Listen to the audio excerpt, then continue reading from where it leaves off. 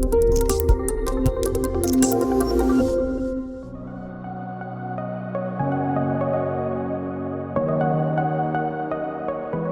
what's up, Spice Heads? Welcome back. Thank you all so much for joining us for another great video meetup today, sponsored by Trusted Tech Team.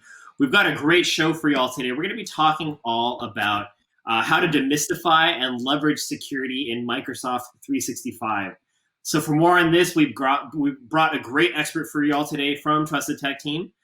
So at this point, I'd like to recognize and welcome Mr. Chidera Idowu. Chidera, welcome to the show today. How's it going?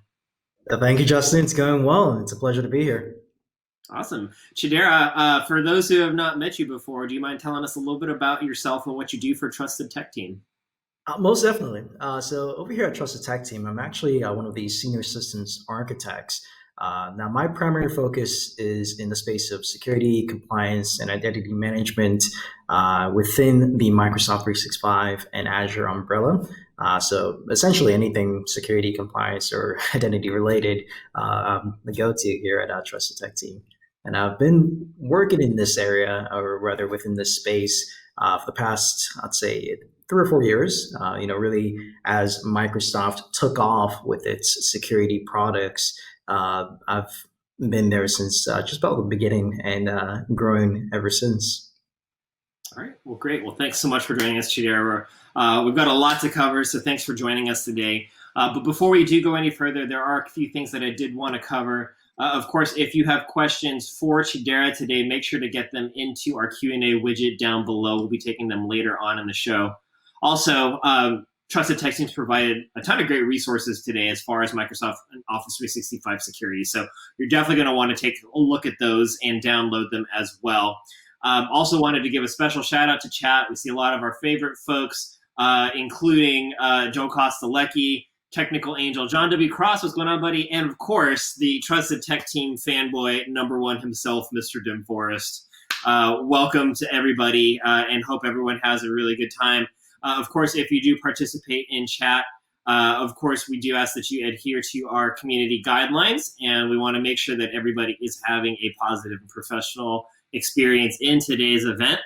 And as a special thank you for hanging out with us today, I actually don't know. I heard someone in chat say we're giving out a mouse. David, if you're able to send me over the prize, would love to get that. I'm pretty sure. Yes. So anyways, yes, a Logitech MX Master. Oh, those are the good ones. Those are the really good ones. Okay, so Logitech MX Master 3 wireless mouse, which again is not just a mouse. If you guys have not taken a look at this one, this is a good one. So, so we'll be announcing the winner of that prize at the end of the show, as well as taking the questions. All right, so let's go ahead and get started into this. So, Chidera, I think obviously, like everybody else, Trusted Tech Team, Spiceworks, all the other companies in the world have really had to have their business operations upheaved. A lot of change. People are now working from places they may or may not have ever thought that they'd be needing to work from before. So in your experience and in what you're talking with customers, how has the security landscape changed today? I think particularly with respect to software as a service. Definitely. Excellent question, Justin. So really, to me, there are 4 main drivers on how SaaS or software as a service has changed the security landscape. Firstly, there's the expanded remote workforce. This expansion is due in large parts to the recent world events, but it also stems from the shift in mindset of newer generations entering the workforce. Now, born of this new mindset is the digital nomad. They're more mobile and technologically adept, and hence they require more fluidity in their IT security constraints. Now, COVID was a catalyst that forced traditional IT practices on a new trajectory. For the past several months, reports have been showing many companies will not return to traditional brick and mortar workspaces as employees adjust to the new normal of working remotely. Now, one May report by MarketWatch indicates that several Silicon Valley leaders are in agreement with Twitter's approach of allowing employees to work from home indefinitely. And as you can imagine, this sentiment has only found more ground in the time between May and now, as we are seeing a resurgence of cases and lockdown policies globally. Now, secondly, the shift to cloud productivity has caused a dramatic change in the role of IT managers. There's less of a focus on maintaining on prem hardware and a bigger emphasis on supporting and enabling users. And thirdly, SaaS companies are adapting to the new landscape and its impact on security. An example to address these changes, Microsoft has released comprehensive security tools built into the Microsoft 365 platform. In addition to existing solutions, Microsoft is continually releasing useful features on a regular basis. As we continue our discussion, we will touch on some of these exciting features. And lastly, these rapid shifts have caused best practices to change dynamically, as you might imagine. With the boundaries of what an organization needs to protect ever expanding, staying informed is paramount. Now, just a couple of years ago, this was seldom taken seriously.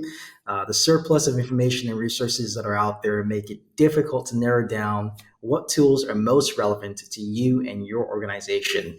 With so much happening, I'm definitely excited to talk about it all and answer some questions. Awesome. So let's talk about how this affects all of our folks as IT pros. I think, are you guys seeing responsibilities and expectations change or even get augmented beyond what was typically expected of before? Without a doubt. So as an IT pro, there are a lot of day-to-day changes to your security responsibilities with the move to supporting a remote workforce. For one, the user onboarding process has changed in a way that requires more attention to detail. Not only do you as an IT administrator need to worry about what permissions your users have in your on-prem environment, but you also need to be aware of what permissions they hold in the cloud. Additionally, you need to monitor and secure those cloud identities to ensure that users are not unwittingly allowing third-party cloud apps to gain access to your organization's data via side channels. Furthermore, there's the concern about whether the personal devices that your users are using to access company data should be trusted, and if so, to what extent. These concerns have given rise to the proliferation of SaaS solutions like Intune mobile device management, Microsoft Cloud App Security, also known as Cloud App Security Broker, and Microsoft Defender ATP, which is Microsoft's endpoint protection. These services provide you with the visibility and control you need over user activities as it relates to your organization's intellectual property. With regard to Microsoft 365 security, certain responsibilities are offloaded to Microsoft, and a subset of those responsibilities are left to you, the customer. Now, fortunately, Microsoft makes it fairly clear as they use the shared responsibility model across Microsoft 365 and their Azure platform. This model details the responsibilities assigned to end users, services, and providers. As outlined in the shared responsibility model, Microsoft takes care of the physical security, host infrastructure, network controls, application level controls, some of the identity and access management, and a portion of the client and endpoint protection. Now, you as an IT admin are expected to take care of the remaining parts of the identity and access management, client and endpoint protection, and the entirety of data classification and accountability responsibilities. Now, I could go on about this for hours, but unfortunately, we don't have time to go over all of it. So we've linked the shared responsibility diagram in the sidebar for your reference. Now, along with responsibilities, your liability has changed, in my opinion, in a positive way. At first, it may appear daunting to think that you need to keep track of your own responsibilities, but another way to think of it is that there are a host of challenges that your organization will not be burdened with. And also, Microsoft is continually making improvements to its security tools to better expose them to customers and make it easier for administrators to quickly review the information that is most relevant to them. In summation, Microsoft will assume responsibilities for some of the more mundane security tasks, leaving you with control over the areas that have the most direct impact on your users, thereby reducing the administrative strain on your organization. Great. Now, let's talk about what Microsoft actually provides. You mentioned a couple of tools, but specifically to the Microsoft 365 Admin Center, what are some of the tools that are available that we should be aware of? Yes. Now, while there are numerous tools available, the most important tools in my book is the Microsoft SecureScore. It's basically a tool that instructs you on when and how to use every other security tool feature. If you have ever been involved in a network security assessment, the SecureScore will be rather familiar to you. It's built on it's built into all of Microsoft's 365 tenants and assesses your organization's Microsoft 365 security posture. In addition to rating your current security posture, it provides recommendations and guidance to improve your security. We don't have time, again, unfortunately, to go over all the areas covered by the SecureScore, but I will provide a high-level overview. For everything I don't cover, there's accompanying documentation linked in the sidebar. Now, to begin with, there are required permissions depending on how you intend to use SecureScore. Uh, Understandably, this exposes some security risks that your organization has. So it only makes sense that you'd want to have the right people in the right seats when reviewing this information. Now, for the sake of simplicity, I'll focus on the actions that can be taken by a global administrator. As a global admin of a Microsoft 365 tenant, you will be able to see an overview of your current score, improvement actions, a historical score, and a section for monitoring metrics and trends. You can also review how your organization's score compares with others by setting your own custom comparison criteria. This comparison can account for things like your organizational size, your licensing feature sets, the industry or the vertical that your organization resides in.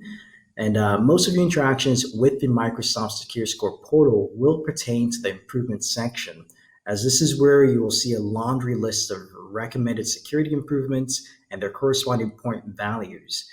By clicking on any of the recommended actions, you will be presented with a brief summary of why that recommendation was made and the steps you can take to implement it.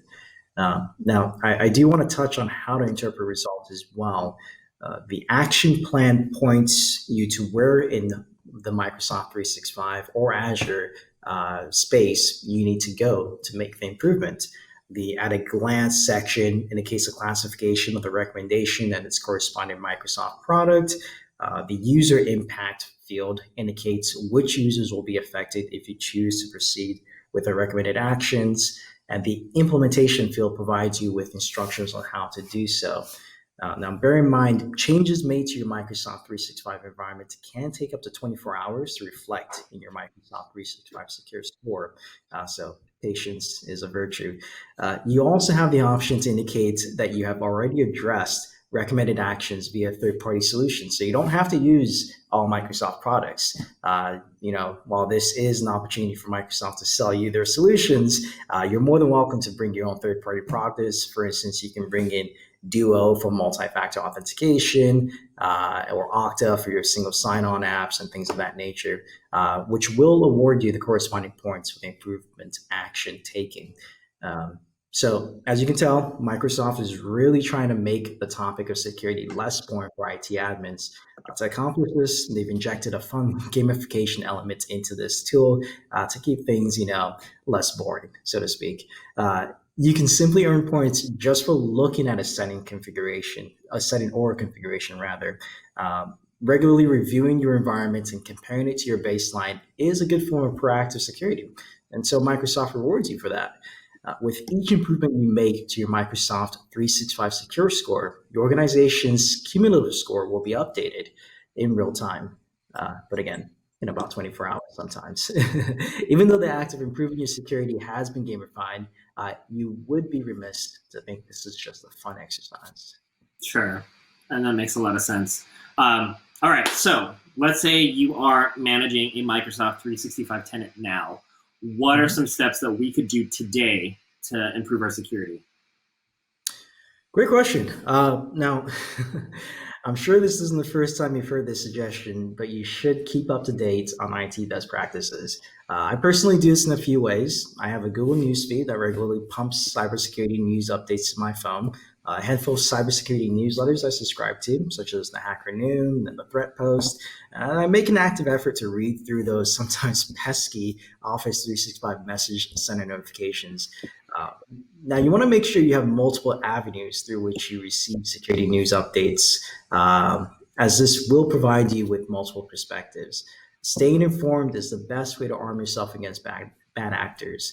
At the same time, you have to avoid oversubscribing and subjecting yourself to notification fatigue, as that would be a double-edged sword.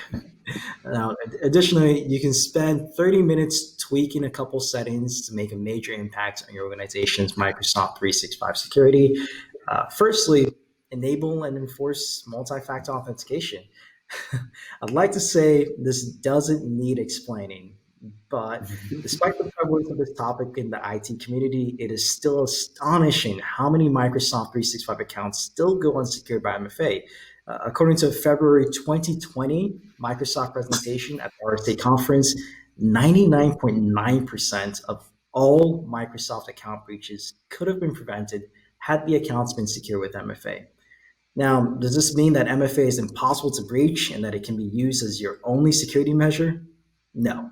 A more accurate interpretation of the data would be to say that of the Microsoft accounts that bad actors tried to breach, the ones that had MFA were the most likely to be skipped because of the amount of extra work it would take to compromise those accounts compared to less secure accounts. To put it in layman's terms, you want to make your house one of the harder ones to break into in your neighborhood. If you have the licensing for it, I would also use this time to configure some basic conditional access policies and self-service password reset, as this will greatly alleviate the administrative strain on your help desk and ultimately save your organization money. Once you have MFA in place, disable password expiration. I know, sounds crazy. Research shows that users tend to choose weak passwords when they're frequently asked to change their passwords. Suffice it to say, a strong user password that never changes is more secure than a weak password. And with MFA in place, user passwords become less relevant in terms of securing user identities. Now, after that, turn on audit log search in Microsoft 365. This is another absolute must. Logs only start generating for you, the end user, once this is turned on. So even if you don't do anything with the logs now, at least you would have started the data collection for when you need them. Now, after spending those 30 minutes, make sure to send out some user training. This one is tough, but making people aware of some common do's and don'ts is always a good idea. There are plenty of security training resources for end users provided by Microsoft. For example, Microsoft has partnered with a company called Terranova to provide some free resources available to Microsoft 365 subscribers. The link to that is also included in the sidebar.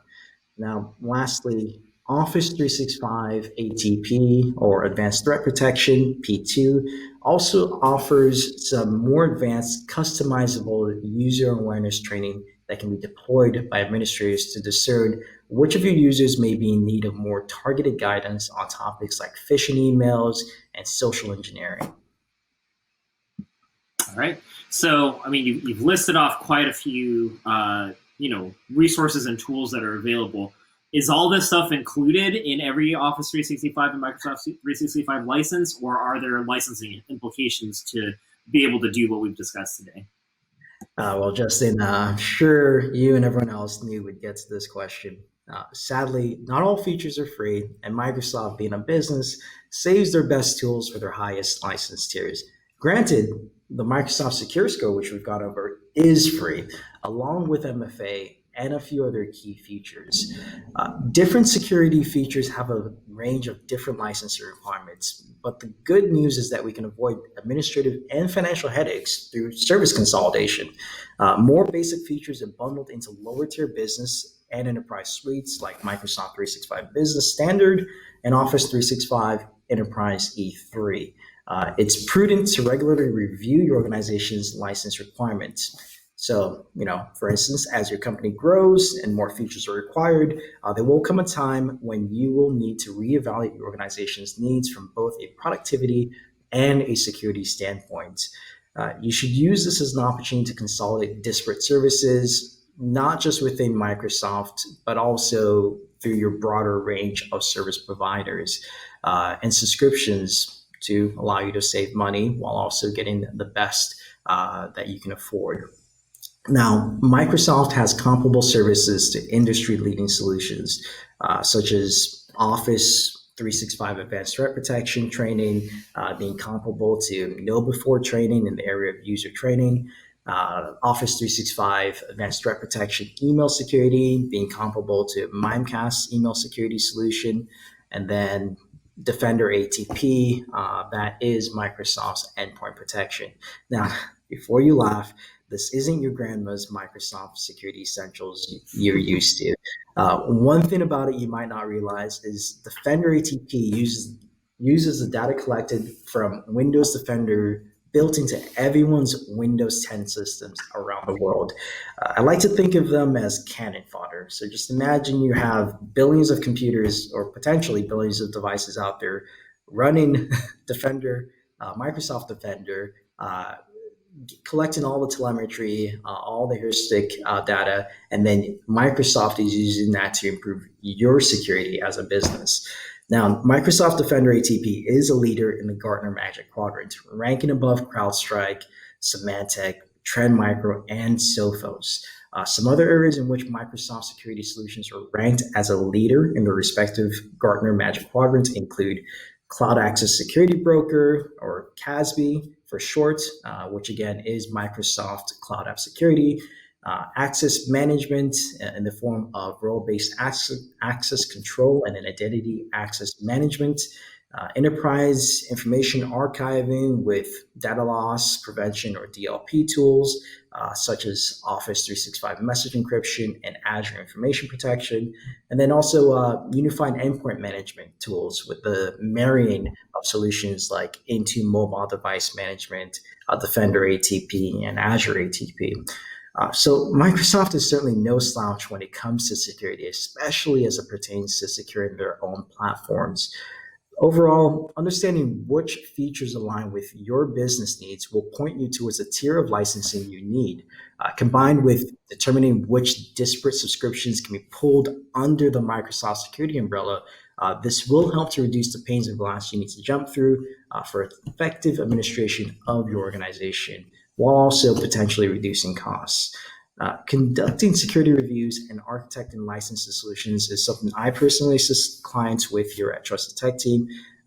Assisting customers in assessing their security, compliance, and identity management to form a strategy for improvement across the board is my specialty.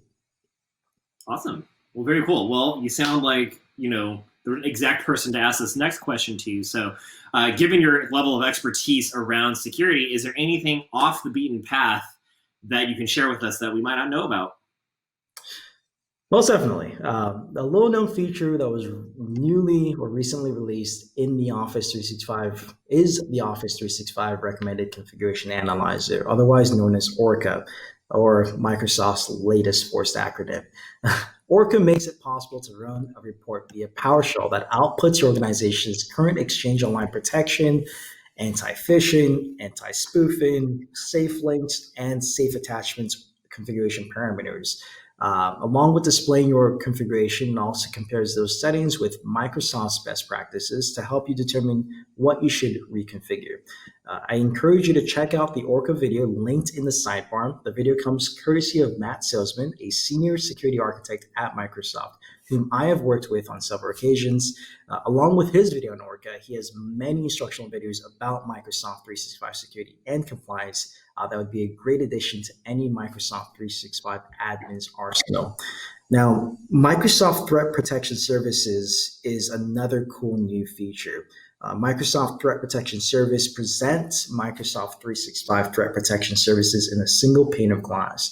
It coordinates the detection, prevention, investigation, and threat response across the different Microsoft 365 threat vectors, which includes devices, identities, infrastructure, and data. There is more information on this topic, also included in the sidebar. One more recently released feature is the Office 365 Safe Documents feature.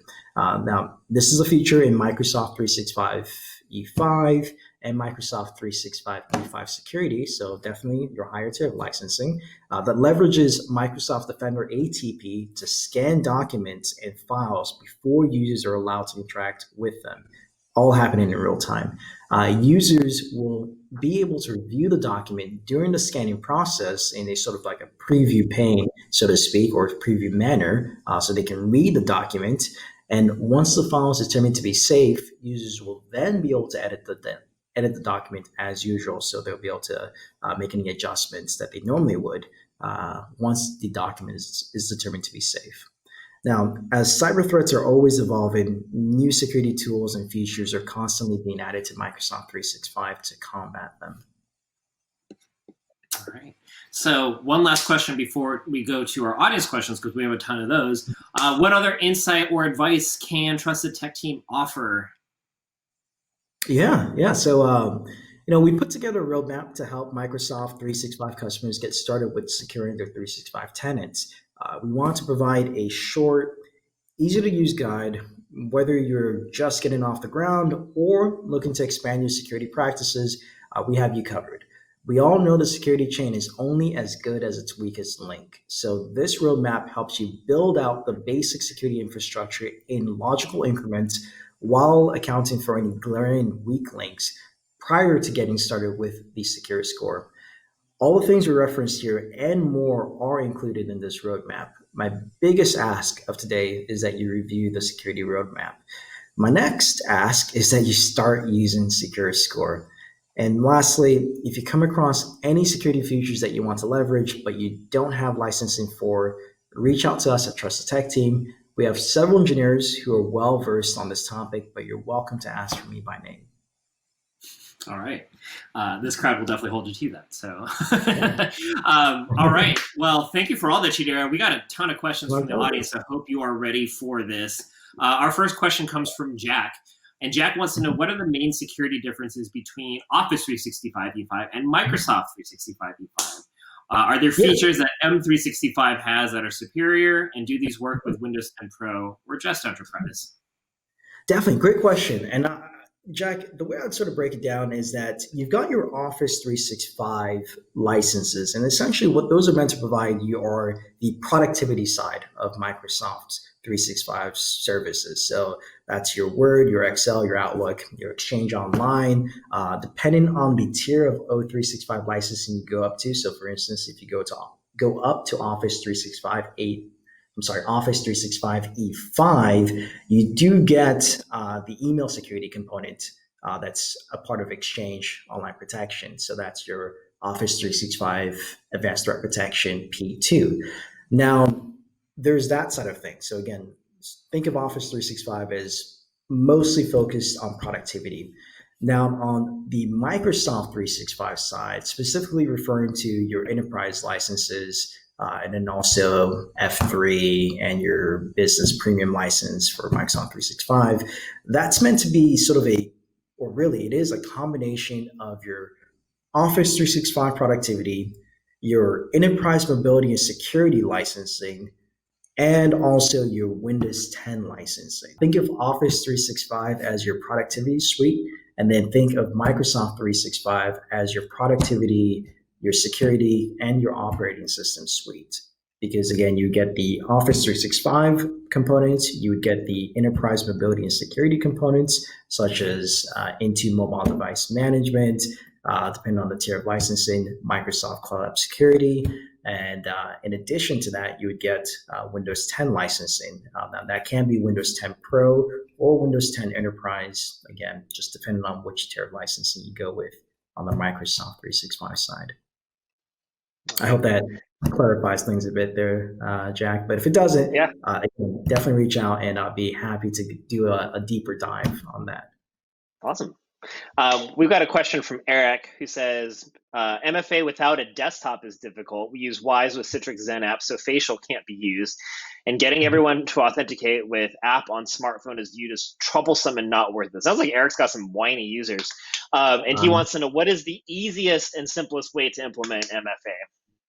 Yeah, Eric, great question. I completely understand where you're coming from as far as, needing to, beef up your security, but also needing to appease your end users, because ultimately the security is pointless if you don't have any end users to use it. But to answer your question, I think one area you might want to look into if you haven't already, Eric, is conditional access policies. With those policies, depending on how your users are structured, depending on if they're all working from a single location or if they're working from their homes or silent offices, things like that, you can configure things like location-based conditional access so as to not prompt for MFA, depending on whether or not that end user is coming from a trusted location. You can set up multiple trusted locations based on IP addresses. So, if you have a WAN IP address at your office that you want to go ahead and include in your trusted IPs list, that's something you can go ahead and do, and it will greatly alleviate the strain on your end users as far as them being prompted for MFA, at least during the time that they're during their normal working hours. Now, if these users want to, go ahead and continue working, and if they're allowed to, based on your company's guidelines, if they want to go ahead and continue working outside the office, then you're going to need to be a little bit more particular about how you structure those conditional access policies to, perhaps follow them to their home office, for instance, with that IP address. But there are a few different options there, and I'd say conditional access sounds like the right one for you. But again, definitely let me know if that's something that you've already tried, didn't work out for you, and if you'd like to know more about that. All right, let's switch topics. Take a question from Michael 7140 Hertz to every IT pro's favorite topic, which is password resets. Yes. What is needed to enable, I'm assuming self-service password resets between Azure Active Directory and on-prem Active Directory for Office 365 hybrid? Yeah, great question. So it sounds like you're using either password hash sync or password authentication, since you have a hybrid configuration of your on-prem AD and your on-prem AD and Azure AD. The licensing that you would need is the Azure AD Premium P1 license for self-service password reset enablement.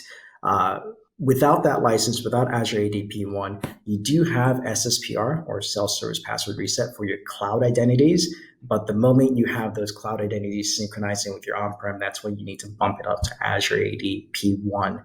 And then the Azure AD Premium P1 license is included in some other Microsoft licensing. So what you can certainly do is, take a look at the licensing you currently have. Take a look at the features that you'd like beyond just SSPR, and then formulate the type of license bundle that you might want to upgrade to, as opposed to just piecemealing. But if SSPR is really the only thing you need, then you are more than welcome to sort of piecemeal it or have it a la carte, so to speak. All right. Let's take a question from Whirly Tech, and you covered this a little bit. Maybe you can expand on it. He says the new standard of MFA and never changing your password. Can you kind of explain that a little bit more? I thought, changing passwords was considered to be, better hygiene, safer, even if it is a pain in the butt for users. What can you tell us about, what the reasoning behind this new direction is? Definitely, yes. So to sort of expand on my earlier statements about not resetting passwords or disabling password resets, once you have MFA, don't do it before you have MFA. That would just be reckless. But the reasoning behind it is that, again, countless studies have shown that when users are forced to have to reset their password, what they are more than likely to do is to, firstly, use a weaker password than what they originally had in the first place. And secondly, use a password that they're already using in other platforms. So platforms that your organization has no control over, whether it be their banking firms or their Facebook account or whatnot. So what you've effectively done by forcing your end users to reset their password is to make it so that if one of their personal accounts becomes compromised, and the bad actor happens to identify that, hey, this user works at this organization, let me see if I can perhaps hack their account or their identity by using the same credentials across the board. That's essentially what you've done by requiring users to reset their passwords on a frequent basis. Now, it's not to say that you should never reset passwords. I mean, if the user can't remember their password, of course, you're going to reset the password. Hence, why I also suggest implementing SSPR, or self-service password resets, so that users with the combination of authenticating or verifying their identity rather with MFA, they can then be allowed to reset their own passwords at a time of their choosing. But again, to clarify, not resetting or not requiring users to reset their passwords improves your security because you're less likely to have a user who then just goes and uses the weakest password that they can, or uses a password that they're using everywhere else, or decides, hey, if I'm going to have to reset my password here, let me just go ahead and use this password everywhere else. And, hence you're sort of back at square one. And then again, with MFA in place, whenever the user goes to sign in, if you just strictly have MFA across the board, they'll be forced to MFA anyway. Now, when it comes to MFA, though, I would recommend the more secure approach being to not use SMS as much as possible, as that has been proven to be easier to get around by bad actors through means of using spoofing.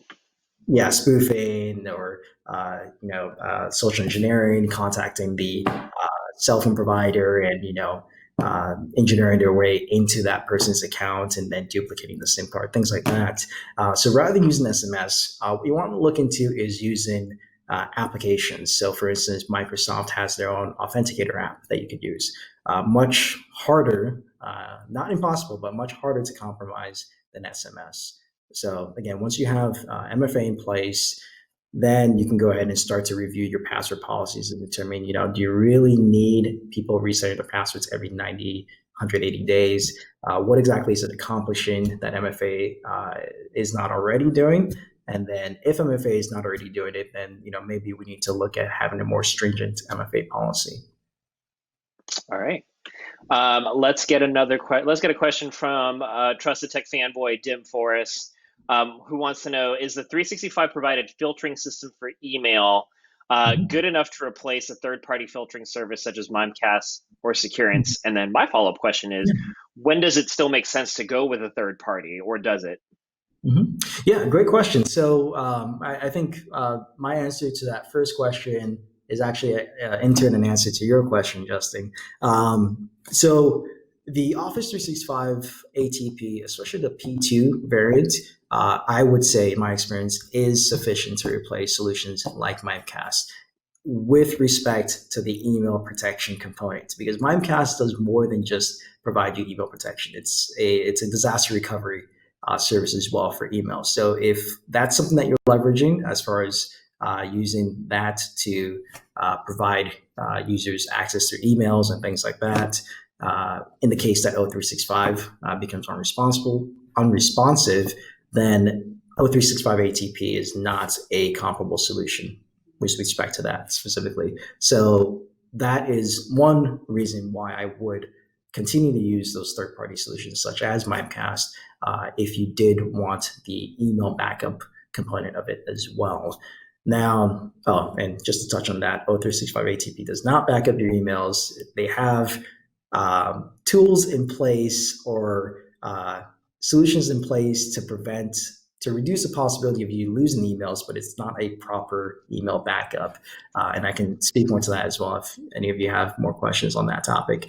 Now, the other reason why I would consider third-party solutions such as Mimecast is if you want more granular control over your email protection.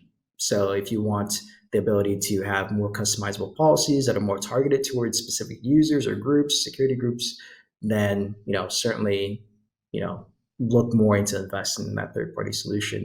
But I'd say for the vast majority of organizations, the O365 ATP solution really is more than enough for what you need. All right. This is a really interesting question from Brian. So what are some security issues when someone has an older 365 tenant? What is something they need to be concerned about if someone's starting a new tenant? Yes. So primarily MFA of global admin accounts would be the first one that I would be concerned about, because newer O365 tenants have the, I believe it's the security basics feature enabled automatically, where global admins are auto-enforced for MFA. Older O365 tenants do not have that. components. Another thing I would look into is also ensuring that your 365 tenant is configured for modern authentication. If it is an older tenant, I believe tenants that are older than like 2015 or so didn't have that feature enabled. So that comes into play when you're looking to use MFA and conditional access policies for your O365 desktop apps and mobile apps and things of that nature. Also, if you're looking to set up Exchange Online Active Sync via native mail apps on iOS or Android devices, that will become an issue if you don't have modern authentication enabled. And I've actually seen a lot of older tenants run into that roadblock, think, oh, it's an issue with MFA, and then they just give up on MFA entirely without realizing that there was just a quick little setting that they needed to change with PowerShell. All right. And then a question from one tech guy. Can you talk about conditional access and what's required to implement it? Yes, most definitely. So what's required to implement conditional access would be the Azure AD Premium P1 license. And in terms of what conditional access does, you can think of it as like a more intelligent way of assessing a user's risk to your environment at the time of them attempting to sign in or access data through one of your Microsoft Online services, or even potentially any third-party apps that you happen to configure through single sign-on with Azure AD. So that's something else to keep in mind. When you sign up for Microsoft Security, it doesn't just mean you're only securing Microsoft solutions. You are able to leverage Microsoft Security, most especially with relation to cloud apps, third-party cloud apps, by integrating them with Azure AD so that when users go to sign into those third-party apps, what they're actually using is their Azure AD identities to authenticate with those third-party apps. But going back to conditional access, there are a myriad of things and parameters you can configure with conditional access. You can configure it so that users who are outside of a certain IP range aren't allowed to sign in. You can configure it so that users who are coming from a certain country or region are not allowed to sign in. Now, unfortunately, it isn't as good at detecting IP addresses from mobile phones or mobile networks. So that is still something Microsoft needs to figure out as far as conditional access goes and blocking certain IP addresses from signing in. Conditional access, you're able to leverage it to essentially define conditions under which your users are allowed to sign in and access certain services within your 365 and broader third-party apps. All right. Another question from one tech guy. So if you can't implement MFA, what is the next best alternative to secure logins? Ooh, that's a toughie. Yeah, I haven't come across any organizations that quite literally cannot. I've come across organizations where you have C-suite who are resistant or reluctant to allow for MFA to be configured, and hence you are technically not able to configure MFA. Next best security measures you can take would then be things like conditional access, actually. So conditional access is something you can configure with or without MFA. It's stronger with MFA, but you can, let's say, identify by looking at your Azure AD logs, you can identify where potential risky sign-ins are coming from. If you're getting sign-ins from countries where your employees are not working out of, say for instance you're like a mom and pop shop with just 10 or 20 employees. None of your employees go outside of the state.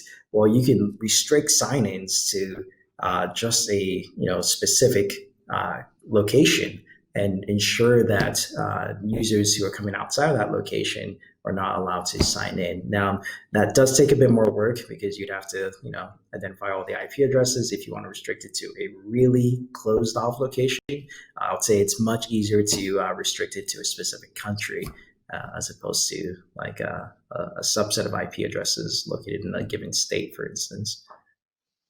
All right. So that's one measure you can take there. There are other measures as well. There is Microsoft Cloud App Security as well. So what Microsoft Cloud App Security can do is monitor the applications that are connected to your Azure AD, and again through things like SSO, you can have that integrated with third-party apps as well, and then it can monitor the sign-ins of those users, and it can allow you governance over the data that the users are accessing, and in that way you can provide a modicum of security without needing MFA. But I insist, as much as possible, try to implement MFA, because everything else sort of builds off of that. And you have things like endpoint protection as well that you want to implement on the specific devices, into mobile device management for the devices that users are using, to secure those as well would be a good idea. And then you can set things like compliance requirements, which feeds back into conditional access policies. All right. Let's take a question from David Judas. So if you do use a third-party security suite like Barracuda, do you recommend also using the Microsoft security feature so you have two layers? Or is that just kind of like, adding complexity with little benefit? Yeah, great question there. I'll start off by saying it's great that you're thinking of security in depth, or layered security, a layered security approach. That is definitely one avenue that you want to pursue when it comes to security. The more layers you present between yourself, your organization, and bad actors, the harder it will be for the bad actor to penetrate your organization and potentially compromise it. So that's a good approach. But specifically as it relates to email protection solutions, when you have multiple solutions, such as having Barracuda's email security suite, and then having Office 365 ATP, those can conflict with each other, and it makes it exponentially more difficult for you as an administrator to troubleshoot issues when you have solutions like that, like those two stacked together. Makes it hard to determine, possibly why certain emails are getting dropped or not coming through to the right people, things like that. And in my experience, when I've set that up, or set up configurations like that for clients, more often than not, we end up just getting rid of one solution in favor of the other. Now, that could be you sticking with your third-party solution, or it could be you deciding that 365 ATP has everything you need anyway. But to answer your question more pointedly, no, I would not recommend stacking two solutions like that. Now, you can stack different security solutions on top of Barracuda's email security solution from Microsoft 365. So you can stack like their endpoint protection from Microsoft 365, but then have your email protection coming from Barracuda or Mimecast. That's perfectly all right. All right. Well, we are about out of time. Chidera, I just wanted to thank you for your time. Definitely had a lot of great content, and folks in chat seem to really be appreciative. Is there any final takeaways that you have for our audience today? Yeah. Final takeaway is, getting to your Microsoft 365 tenant, really dig around. Try to see what you can suss out for yourself. And again, definitely check out that roadmap that we drafted out, or we developed, because I think it is honestly the best starting point that you can have. And then from there, definitely check out SecureScore. And if you have any other questions, I'm more than happy to address them along with the rest of my team. All right, great. Well, thank you so much, Chidera. It's now time to announce the winner of our prize. So the winner of the Logitech MX Master 3 wireless mouse is going to go to Boss Clark. Congratulations, Boss Clark. You were the winner of our Logitech MX Master 3 mic. Nice. Not mic, mouse. Please send a private message to David S. in the community. Let him know where you would like that picked. or where you would like that sent. I am just out of coffee right now. And we'll get that shipped your way. Again, Chidera, thank you so much for hanging out with us. And big thank you to Trusted Tech for sponsoring today's event. We hope to see you guys around soon. We will be around. We've got a lot of great events coming up, so please check out everything that we've got on our schedule by either clicking that orange widget or just sticking around until after the presentation ends. We hope to see you guys around. Until next time, please keep it safe, stay spicy, and we'll see y'all back here next time. So long, everybody. Take care.